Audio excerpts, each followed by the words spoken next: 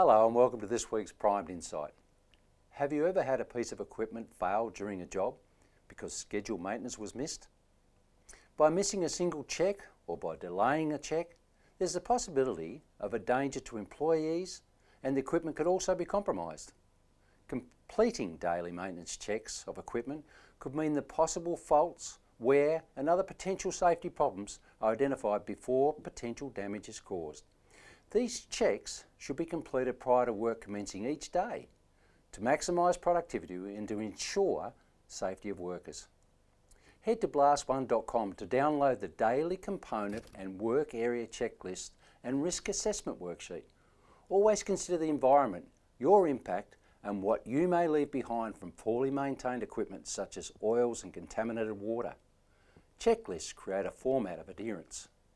Incorporate checklists into a toolbox talk to monitor maintenance, performance and compliance.